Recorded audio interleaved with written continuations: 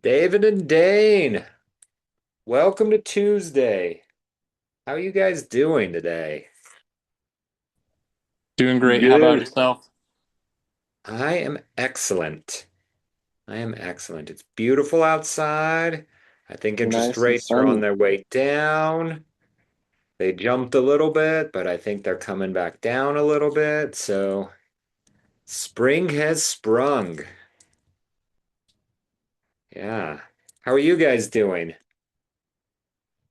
How's business? Things are going really well. Can't complain. I love it. Okay, well, Tuesdays are our objection day. Handling objections. So I thought with all the craziness with interest rates, we would talk about that. As you're talking to buyers, when they say, interest rates are just, they're up, they're down, they're all over the place. Um, I think I'll just wait till they come down a little bit more. What do you say? How do you respond to something like that? I will wait for interest rates to come down a little bit. I've been big recently on just saying that's something that's outside of your control. Obviously, the one thing that is in your control when you decide to um, actually lock a rate or something like that, but that's only at a given time. So just focus more on the things that you can control and realize that the interest rates are always going to move. And so if it gets better, you can always refinance, but don't be trying to constantly be shooting a moving target as much as you think that you can. I like that. I like that. Um, what questions could you ask someone that says, I want to wait for interest rates to come down a little bit more?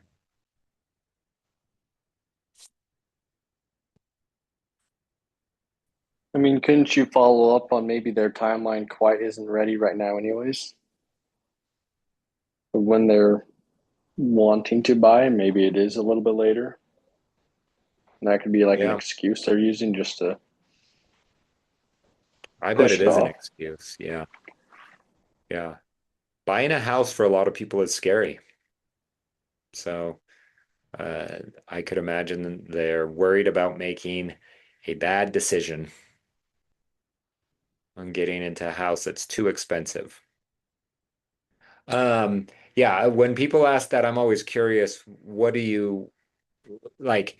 First of all, like, what are you most concerned about? Is it like the actual interest rate, or are you looking to just get the best payment? Because if someone's concerned about their payment more than their interest rate, well, we have a lot of different levers we can pull with that, right? We can look at, is there a better way to do a down payment? Could we do a seller finance? Do we need to do new construction that already has some of these lower rates? Do we look into different loan options? Um, like they have ARMs, adjustable rate mortgages. Maybe those are better right now and will be better for the next 5 to 7 years. Or let them refinance when it gets better. Um, but David, I think you hit the nail on the head. It's like we can't control that, and it's the unknown. The best part about interest rates is if they get better, we can take advantage of that. If it gets worse, you look like a genius because you bought before they went bad, kind of an idea. So I think just giving them a little bit of clarity and some confidence that they're not making a bad decision is very important.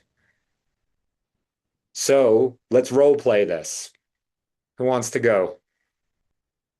David, Dane, Kelly, you came in late, but let's give a little role play.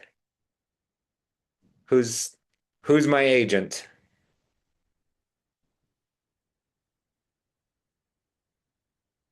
Uh-oh. Nobody. We've gone silent. I'm happy to do it. Good, because I was ready to call on you. Okay, sounds good. Okay, David, I'm your buddy. I've been telling you I want to buy a house. We're chatting, and I was like, and this is the real. Ah, David, like I want to buy, but I just feel like interest rates are just a little too high. I think I need to wait a little bit longer for them to come down some. Okay. I mean, that's definitely understandable. I mean, realistically for you, where interest rates are right now, what is the actual, percentage point or whatever that you're really looking to see?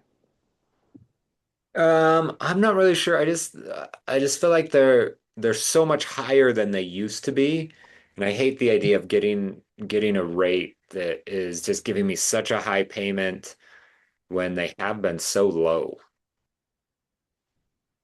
Yeah, and they definitely were low. I would say if you're looking at true stats over the last 3 years, this has been the lowest that they've been and stable for the last 3 years.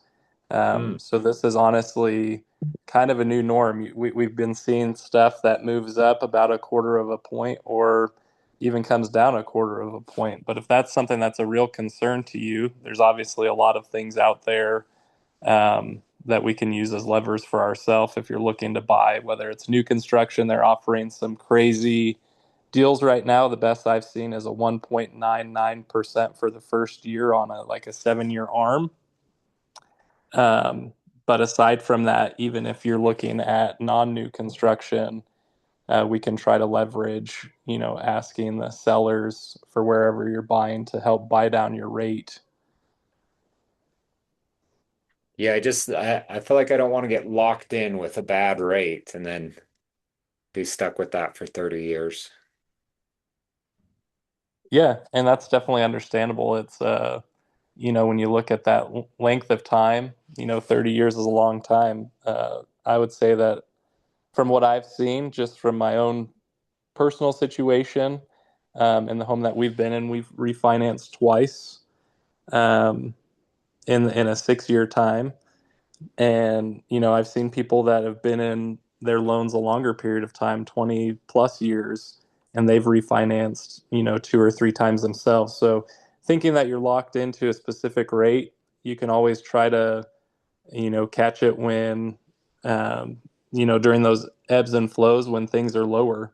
And that's where it's great having, I'm not a mortgage lender. We can definitely get you in touch with somebody that can talk with those numbers to put your mind more at ease. But honestly, the lenders are on your side. They want you to win because, when you win, everybody else wins. Hmm. Okay, so I guess that's not so bad if I can always refinance if rates get better. Is there any downside to doing that? Well, yeah, I mean, I'll be honest with you. There's always pros and cons. Um, but I think that's where I'll let them speak to that on the finance side.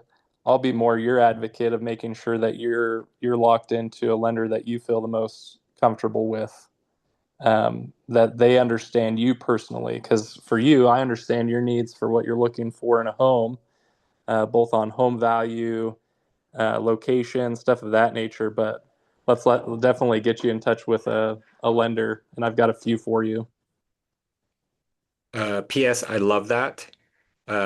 Quick side question. Do you know the pros and cons? I personally do, but Okay. that's not for me to answer. That's why I was curious because it's great either way. Because if you don't know, you say that's what a lender's for. That's why we're going to bring in the lender and talk about all of that. We want the professional.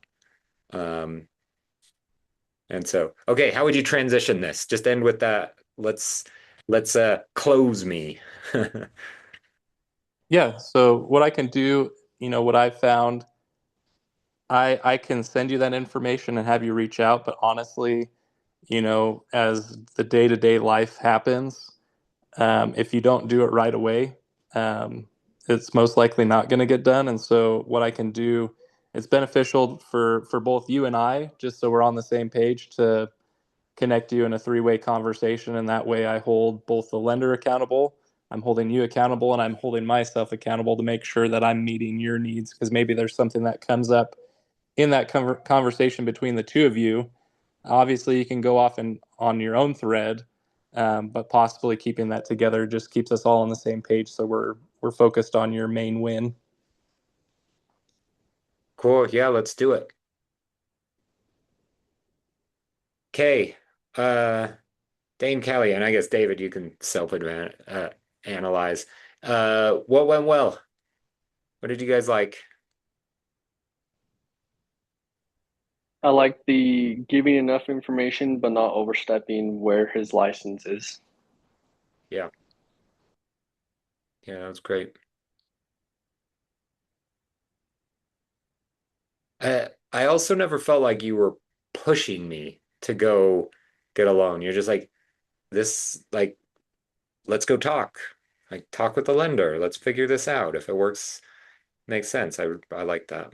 Didn't feel Yeah, pushed or I rushed. also I also liked it was more of the listening to what he needs, so it was more of a direct answer instead of trying to beat around something to get to there. Yep.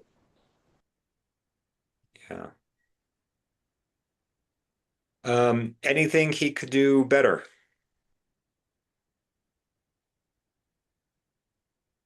There's always places to do better. I know, I was so in my character. I wasn't even taking notes or anything on things to improve upon.